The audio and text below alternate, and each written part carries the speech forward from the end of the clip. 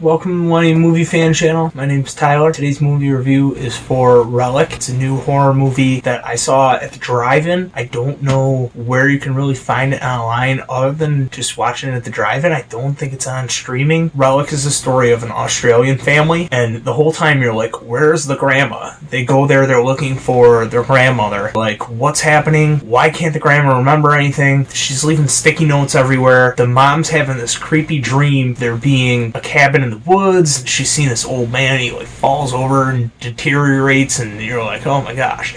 They're looking for the grandma, they're trying to find like clues. All of a sudden she shows up, and the grandma shows up and she's got like dirty feet and she's being weird, blood on her dress, and they're like, Mom, are you okay? And she's just kind of like acting weird. The grandma's all, the mom and the daughter are taking care of the grandma. People come in, they check her out, and they're like, you gotta stay here with her for a while. And they're like, oh, I really don't want to. You know, the mom is so focused on her work, and the daughter was able to get off of work, and she's like, this is kind of important that we help her out because she's not right. And the mom's like, yeah, I know, but like, so maybe we're in over our head. Maybe we need to put her in a home. She needs constant watch. Maybe we can't do it by ourselves. We gotta try. And the daughter says, Grandma took care of you, so now you gotta take care of her. She changed your diapers, you gotta change hers. They do the look under the bed trope. The grandma even says, like, look under the bed. And you're like, oh no, don't do it. Don't do it. That's the worst for me, is I'm like, oh, my skin crawls. I'm like, oh, don't look under the bed. And they really build it up good.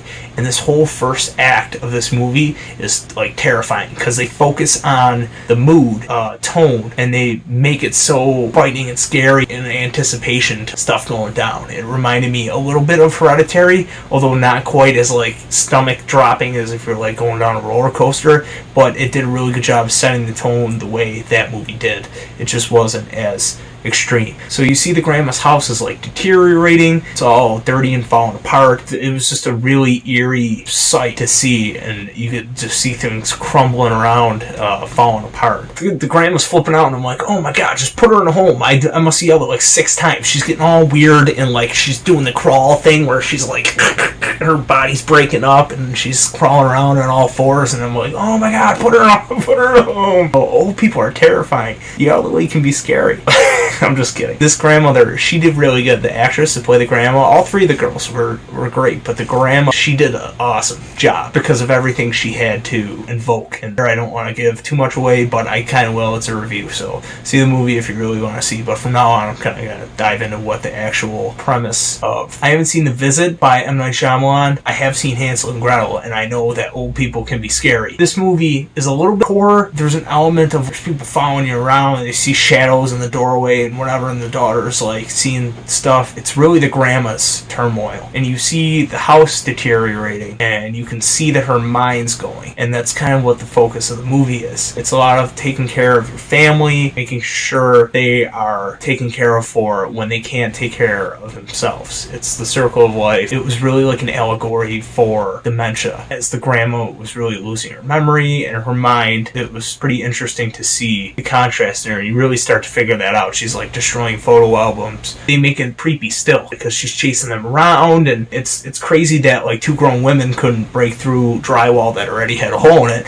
but the grandma's like chasing them around, like I said, on all fours like crazy, and she's like, she's like stabbing herself in the stomach, and she's and they're like, oh my god, she's bleeding in the bathtub. So it was a really deep movie. It got to the end, and the grandma's all like jacked up looking. She's laying on the bed, and they could escape. The mom is like, I can't leave her, and the daughter's like, what are you talking about? And she's like, I can't go. And she locks the door, locks herself in the house, and you're like, oh no, come on, run. She goes in, and she's like petting the mom's head, and she like kisses her on the head, and she's all creepy looking. She sits down on the bed next to her. She starts peeling her skin off, and the lady's like a skeleton. She ends up laying down next to her, cradling her as she's like taking her last breath. Daughter comes in. She understands, it clicked with her what's happening too, and she lays down next to the mom. And it was a really cool visual to see all 3 of them laying together. To me, where it really hammered home what the theme of the movie was. It was kind of crazy. They did it in the guise of like a creepy horror movie. The first act is the biggest example of that. It was done really well. I'd like to see this director do another type of movie like this, even if it's just a straight up horror movie that doesn't have a metaphorical theme to it. She did horror really good. Even when there wasn't jump scares, it was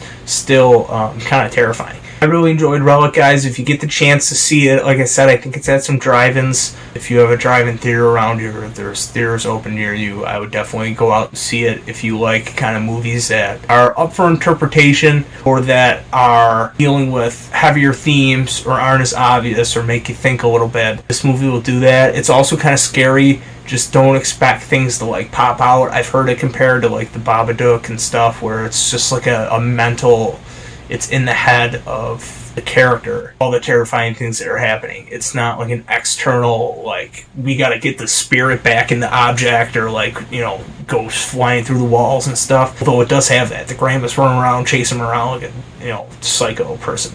I really enjoyed this movie. I would see it again. Just knowing what the end result was and what the director was going for, I would definitely like to see it again through those eyes. So if you like the review, guys, give it a thumbs up. Subscribe to the channel to see more videos like this. Hit the little notification bell. That way you get alerts for when I post a new video. My next video is going to be the review of the MCU, and it's going to be Iron Man 2. That's going to be on Monday morning. And then Wednesday we have the retro review series. I'm going to do the sequel to Ace Ventura: Pet Detective, Ace Ventura: When Nature Calls. So that'll drop Wednesday morning, and then I'm going to announce what the new releases are. It's a little bit of a muddy situation with theaters not being open. Thanks for tuning in, guys, and I will see you in the next video.